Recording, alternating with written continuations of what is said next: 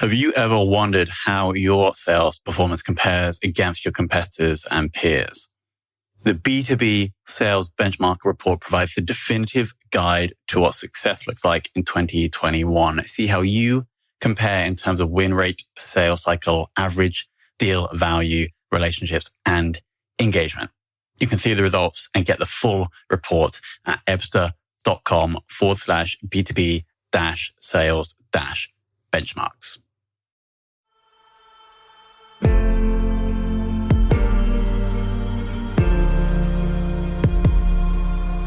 This is Sales Ops Demystified, the number one most downloaded podcast in sales operations. We invite the brightest minds in sales operations onto the show to deconstruct the why, what, and how behind rep productivity, forecasting, metrics, and all things revenue. This podcast is brought to you by Ebsta, the leading customer engagement platform for Salesforce.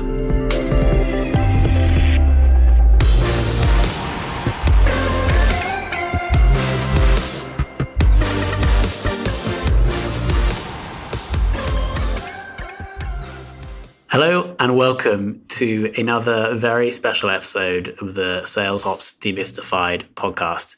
Today we're joined by Chris Van't Hof, who we're talking about 5 years experience in sales ops, but previously had the finance background. So I'm interested to learn about how that's helped Chris in his more current role. Currently the Director of Sales Operations at Honor. Chris, welcome to the show. Thank you so much for having me. And I want to kick off by understanding that transition between finance and sales ops. Why did you do that? And did it turn out to be a good decision? Yes. So when I was in college, I didn't know what I wanted to be when I grew up. So by default, I kind of just went to business school and said, hey, this seems like you can get a good job. And ended up in finance because I like numbers. And, finance was good. Again, learned a lot of good basics around analysis, but I didn't find it all that interesting. But I was very fortunate. I've always had a lot of experience working in early stages. And when you work in early stage companies, you tend to get a lot of exposure to different parts of the business. And the first early stage company that I worked for, Bronto, they let me be the Salesforce admin despite no previous experience working in Salesforce. And I really liked that aspect of the job. I realized that, everyone likes to do strategy. In finance, you get to do some, but I didn't like the parts where I was stuck working with technical folks. Like I didn't know what engineering was doing or how to push back on budgets, anything like that. But when it came to sales, it was great because I understood kind of what is sales trying to do. There are numbers here that I can understand and I can figure out what's happening and then add my 2 cents as far as like, what's our strategy and how can I help inform that? Got it. So you were exposed to sales data whilst in finance, and that was the part of the finance role that you liked the most.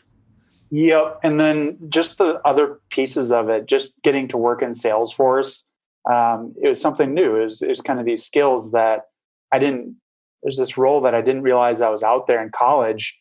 And I would love to see colleges, especially business schools, start to, look for opportunities, because sales ops to me is something that, again, a lot of business school students aren't even aware exists, but it's becoming a bigger and bigger part of a lot of businesses. And you get exposure to so many different areas of the business because of the, what you're asked to do, that it's actually a really great first job out of college, in my opinion. So I would love to see business schools have a course or something that emphasizes sales ops, because I'd be happy to work with them. If there's any academics out there working in a business school, I'd be happy to talk to them and help develop a sales ops course. For sure, even if it's just like a 6-week lecture series, because it teaches, they're going to understand the commerciality, the commercial side, but also the operation side. I'm sure they have like ops courses. I totally agree, Chris. So if anybody is listening and you are anything to do with the business school, reach out to Chris. And maybe we will have sparked the first ever sales ops course in business school. Anyway, back to the topic. Focusing on Honor now, could you share a little bit more about the sales tech stack that you're currently running? Yep. So just for a little bit of context, I've primarily worked in early stage B2B companies. So a lot of my experience is going to be relevant to that area. And in my experience with B2B sales, early stage companies, I try to keep things simple. There are a million tools out there, but until you've got the basics down, and you can do a ton on just with Salesforce. So until you've got that down where people feel comfortable with your dashboards, data entry, that kind of thing, I'm not a huge fan of diving into other tools. But there are a couple that, for example, we use Mixmax for our sales team to do emailing, and that tracks opens, reads, all that stuff. But beyond that, we don't really use much besides Salesforce and Mixmax. We have Troops too, which is kind of an alert system for our Slack. But for the most part, we keep it to the basics, and that's worked for us pretty well. Cool, nice and lean. Now I want to talk about the last few months. Obviously, quite a lot have changed. Yep. How have you and the reps adapted to a more remote operation, and what have been the challenges? Yeah. I mean, the good thing working with sales, and you're seeing this more and more, is a lot of sales team works remote anyway. So it's not as much of an adjustment from the perspective of working together. I have seen people use Zoom more and use their video more, which is good because we do need that face-to-face interaction. The real challenge is in working with clients, or in our case, partners. So our business model is a little bit unique in that we do non-medical in-home care, but we work with local independent agencies where they're out there in the community, and then we manage the workforce, the care pros. So we're looking for these partnerships with local agencies, and that requires a lot of trust. They've built these businesses themselves, and for them to say, "Hey, yeah, I'm going to partner with Honor and give up my operations," that's a big decision. And it's a lot harder to build trust and rapport over a conference call. People get distracted. They're not as willing to commit time. It's a lot easier to push off a video call than it is to say, "Hey, if they're coming down to my office," it's a lot harder to be like, "Oh, sorry, by the way, cancel this." So that's been a real challenge for us. And quite frankly, I don't know that we've fully solved it. It's just a really challenging environment, especially with home care agencies who are so busy trying to manage their own business, let alone take time out to talk to us on a video call. So it's been a challenge, but we're working on some things to try to address that. Got it. Would you be happy to share a couple of those things? Like, obviously you mentioned using video more on Zoom, but is there any like tech or operational or cultural things that you are doing to try and address that relationship building problem? Yeah. So one of the things is we used to have people come on site for a full day, get to know the team. But now we kind of have to break that up because, again, you're not going to spend 8 hours on a Zoom call. People just, you stare at your screen that long and you zone out. So splitting things up, looking for ways that you can help them with the COVID environment. So helping them find sources for PPE, or personal protective equipment, which was especially critical in the early stages when COVID really started becoming a problem. So those are the types of things that show that, hey, we're helping, we want to help. We want to be a part of the solution. We want to be a leader in the industry. And then, there's no ask. We're not going to say, hey, we're only going to help you if you come talk to us. We want to be truly partners. And if you want to talk to us down the road, great. But in the meantime, our focus is on at the end of the day, the people who need care. Cool. And do you think that change will be temporary or permanent? Like, would that be good for you to ingrain into the reps forever? Like this whole value add, regardless of whether we're going to work together? There are definitely some things that will take away, again, in sales, it's always about value. How do you help people? These days people get a ton of requests on LinkedIn. It's like, hey, we should talk. And they don't actually tell you why, or they start going into the spiel about, hey, you have a problem, let us fix it, without actually understanding what it is you're actually doing in your business. So those personalized touches where, again, you're just focused on helping instead of going into your spiel, I think are things that are universal. I mean, they're before COVID, after COVID.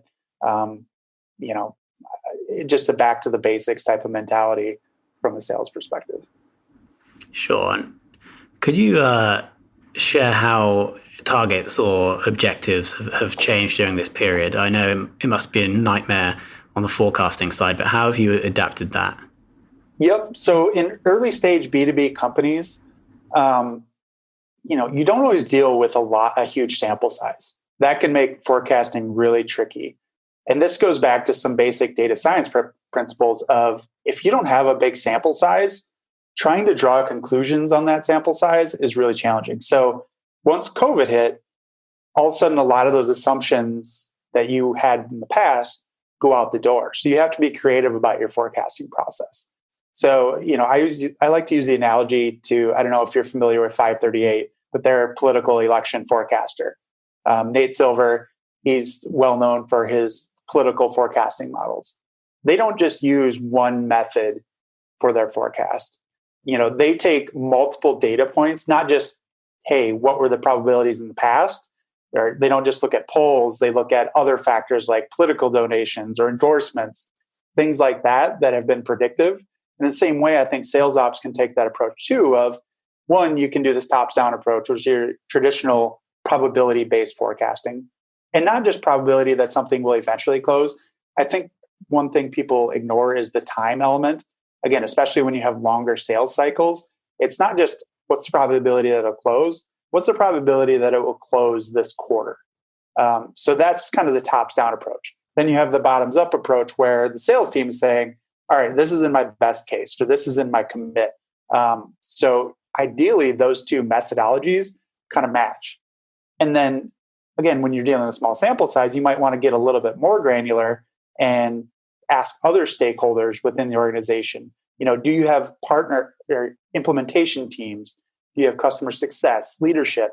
You can even potentially survey them to say, what is your confidence level that these deals will close? So you're not just relying on that individual salesperson to provide that color around your forecast.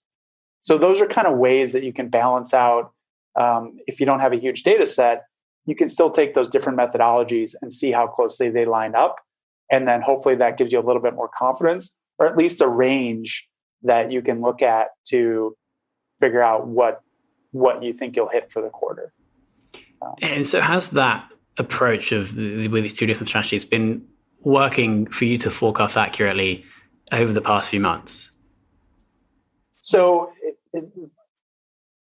we've probably come in a little bit lower than what, we had initially forecasted. But, the way I kind of look at it is, again, when you're only dealing with a handful of deals a quarter, one thing people tend to do is extrapolate too much from a few data points.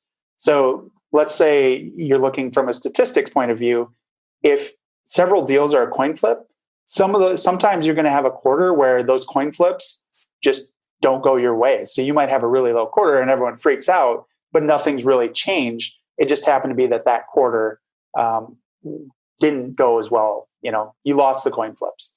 Other times you have a really good quarter and everyone assumes that, oh, let's just jack up our forecast because we're on this uptrend, when really you end up with this regression to the mean. It's still too early to really know for sure whether COVID is going to be a 1 quarter decline or whether it'll be a longer term issue that we have to deal with. But it's very hard to extrapolate. I don't like to extrapolate too much at this point. So. Yeah, so just for the benefit of the audience, roughly how many deals are we talking about per quarter? Because I sense there is quite a low number because these are larger deals. Yeah. It can range from, single digits, low single digits to, double digits. Got it. So. Cool. Okay. Yeah. So you don't want to try and draw patterns from such a low amount of data points. Yeah. I mean, there's always this natural tendency for people to create a narrative. And admittedly, with COVID, there is a real narrative there. But you have to really be careful of people's biases toward, hey, there's a story there. They're making up a story that doesn't necessarily reflect reality. It might just be, again, that 1 quarter, you might have just gotten a couple lucky deals in one area. So I really try to take that long view of, let's not assume too much. And that's where you have to have the conversations with the sales team. You have to be able to say, all right, here's the data that I'm seeing. Let's ask questions. Let's make sure we're talking to the people on the ground. Let's talk to the people in leadership, so that then, if there is a narrative there that, truly reflects the data, you can adjust to it. Sure. Cool. Metrics. Have any KPIs that you typically track changed in the last few months? And if yes, why? Yeah, our expectations for, things like quota, bookings, we've had to dial back some of those expectations. We're still tracking a lot of the same metrics, but now we're kind of looking at the comparison of pre-COVID, post-COVID. So if you're looking at time and stage, number of deals that are going, the conversion rates, we're really trying to figure out where the biggest changes were in those numbers. And we are seeing a certain, again, part of it is building that trust, and that part where we want to bring people on site. That's kind of where we're seeing the biggest challenge, because again, it goes from being, hey, come check out our office, come meet the team, to let's have this really long Zoom call. And that's, that's where I think you can extrapolate. You can say, well, there's a pretty clear pattern here. There's a pretty clear drop off in that stage. So that's where we should focus our that's the new bottleneck. So how do we solve that bottleneck? Sure. Awesome. Really interesting chat, understanding how you guys are dealing with the virus with your sales process. But now I have two very important questions. If you could go for lunch with one person in sales ops, all related to sales ops, that could either be someone that you know or would like to know, who would that be? So this is where one of the things from a sales ops perspective is, I don't know exactly how, I don't know what the day is that you could pinpoint that said sales ops came into existence and now it's this big thing. Salesforce obviously was kind of a game changer and I would argue, probably created this function. So I really like to look to other disciplines. We always look for best practices within our function, what we do. But because sales ops encompasses so many different roles, you're a product manager in the sense that you're creating the Salesforce instance. You own the UI for Salesforce for your sales team. You're a data scientist because you own collecting data and turning it into insights and action. All these in finance, you're doing variance analysis. So for me, I really like to go outside the sales ops world and look for people who are experts in those other areas, just because it broadens those horizons, broadens those conversations. As far as a specific person, it's tough to say. I've worked with a couple of people. I really enjoyed working with Josh Davis, and he's a good sales ops guy. He's does some consulting work. But I also look to those other forums to really find out, hey, who knows, who's got tips on how I can create a better Salesforce instance from a usability perspective? Who knows an approach I can take to our data cleaning that, can again build those better outcomes for my analysis. So, I guess one person is tough to nail down. I probably haven't done enough networking in sales ops, but I would just encourage people to not just look to sales ops folks, but look to those other disciplines, because it can be really informative for what we're doing as sales ops. I totally agree. And it's almost any profession. Spending time outside of that profession in a related profession will definitely help you get better at your role. So I totally agree. Chris, yeah, no, continue. Oh, sorry. And I was just going to add, and one thing, don't overlook it. We work with sales teams. Learn from your sales teams. Learn how they like to sell, because then you can sell to them based on their selling style. Because again, they're your customers, and getting their buy-in is really critical. So if they like to be sold in a certain way, or if they like to sell in a certain way, mirror that. It can make your life a lot easier. That's such an interesting point. We haven't heard that in like 110 episodes. But you're assuming here that somebody likes to be sold in the same way that they sell, which I think is probably reasonable to assume. Yeah, I mean, it really depends. Maybe they see through it, but it's always important to build relationships. It's always important to understand what they're actually learn about them. Because if your only interaction with your sales team is when you're rolling something out or asking for something, then you're probably you're going to be missing opportunities to really help the team. For sure. Chris, thank you so much for coming on. Yeah, it was my pleasure.